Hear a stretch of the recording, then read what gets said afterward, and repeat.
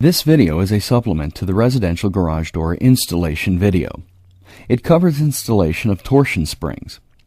Use this video only if you are installing a torsion spring with your garage door. Note, working with any springs can be dangerous.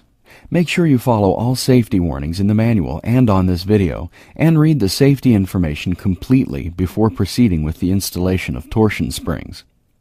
Do not attempt to install them yourself unless you have the right tools, reasonable mechanical aptitude, or experience. Carefully follow these instructions to avoid personal injury or property damage. If you are missing any spring hardware, call the toll-free consumer services number found on the front cover of the manual. Note, if you do not already have an anchor pad to attach the springs to in your garage, you will have to purchase and install the material needed before continuing the installation. See your manual or supplemental manual for installation instructions. Take a moment to lay out the tools and materials that you will need. The spring hardware consists of a torsion spring or springs, one for a single door, one or two for a double door. Each torsion spring is pre-assembled and consists of spring coils, a stationary cone, and a winding cone. The spring coils are color-coded depending on the spring size and are marked left and right. The winding cones are also color-coded, either red or black.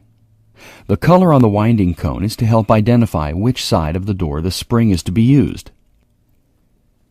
The red winding cone torsion springs are used on the left side of the door, while the black winding cone torsion springs are used on the right side of the door when viewing the door from the inside looking out.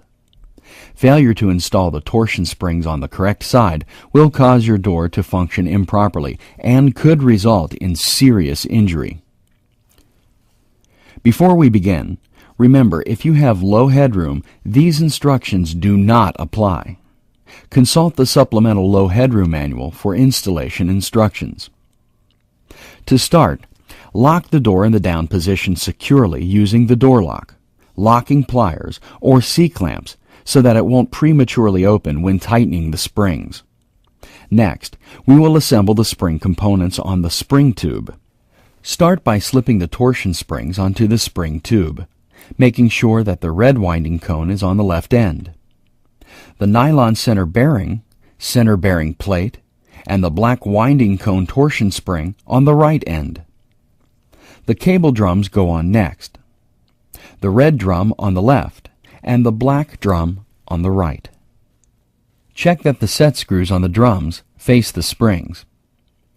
Next, fasten the bottom end of the bearing plate to the horizontal angle with two 3/8 inch by 3/4 inch long hex head bolts and hex nuts. You can tell the bottom of the end bearing plate by these two parallel rows of 2 slots.